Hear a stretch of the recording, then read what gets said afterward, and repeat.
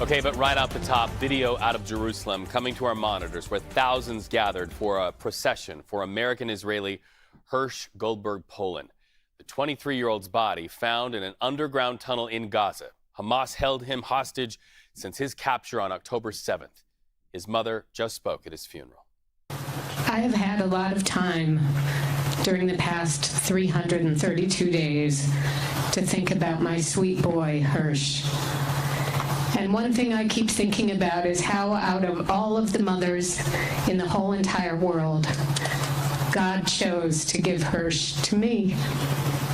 What must I have done in a past life to deserve such a beautiful gift? It must have been glorious.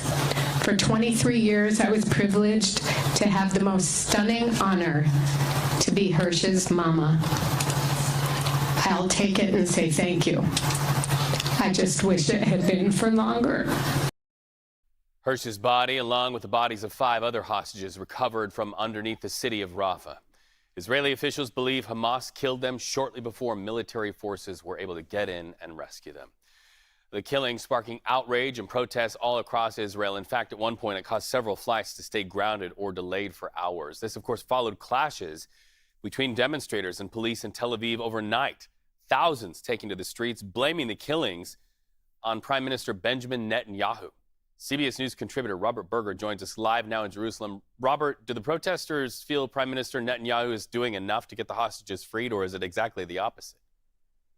Exactly the opposite. The feeling among the protesters is that Netanyahu has basically scuttled a deal time and again by making new demands. So they were out on the streets, and we're talking about hundreds of thousands of people last night following the death of these hostages, demanding that Netanyahu make a deal now to bring the hostages home. Now, that could be easier said than done. You know, it takes 2 to tango, so to speak. Hamas also has demands that Israel hasn't accepted so far. But the view, if you talk to protesters on the streets, is that Netanyahu is to blame for the death of those hostages, and they don't want any more hostages to die. They want a deal now. So, Robert, before we let you go, we want to get your take on what President Biden said about the situation, and specifically that question about Netanyahu.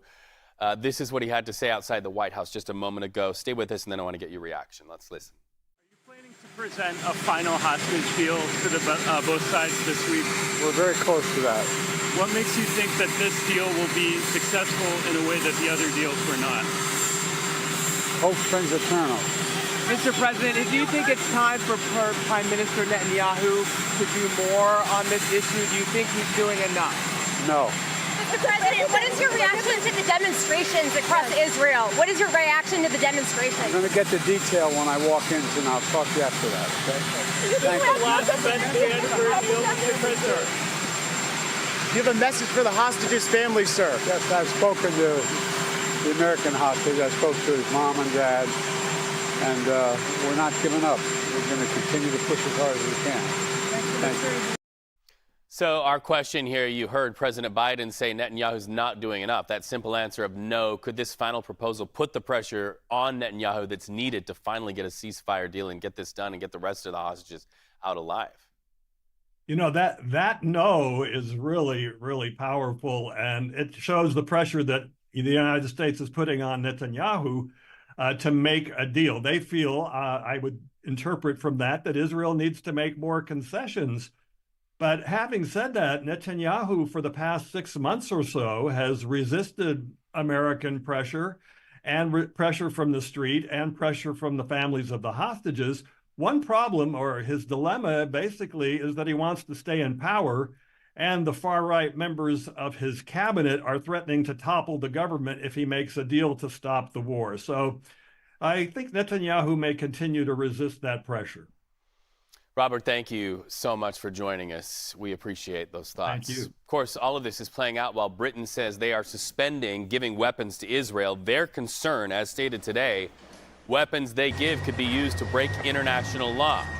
The Associated Press reporting this is not an arms embargo, but is related to about 30 of 350 exports to Israel.